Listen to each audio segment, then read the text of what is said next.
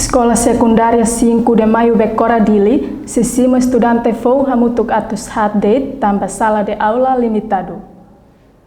Escola Secundário 5 de Maio Becoradili, maka escola nebe cada tinang sempre simo estudante fon, bajeba condição preparado. E hatinang letivo rihun rua ronulu resin rua, escola ne decide simo det estudante atus hat, tambah sala aprendizagem limitado. Adjunto Escola Secundário 5 de Maio Maria dos Santos ba televisão Timor Pós quinta-feira ne ihadili hateteng, estudante sirane se farre ba sala walu, ba ciência e tecnologia no ciências sociais. Atualmente a escola ne ihadet sanulu resintolo farre ba turma dader no turma loraik. Ami yang abe plano antes ya mi simu estudante fong ami halona reunião com professor Sototo, dirigente escola professor Sototo, ami halona reunião ami foto decisão atau simu baseia ba plano Ministério da Educação nia ami se simu estudante hamutu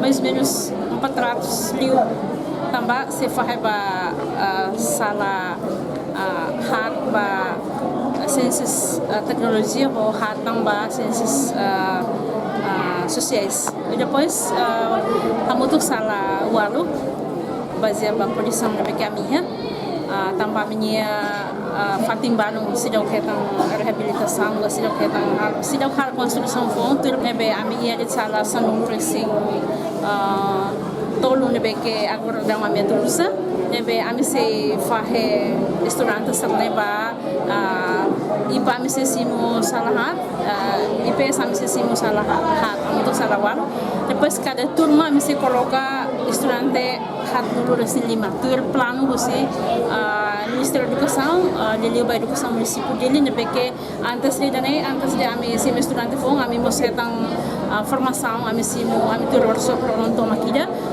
for hanoing você educação for hanoing ba dirigente escola todo também coloca estudante cada sala ida 45 pessoas para ensino secundário. Adjunto Nemos explica, Ministério da Educação distribui ona despacho, horibando escola sira halo cobrança e registro estudante fom. Escola Nemos sela simo estudante Russi município.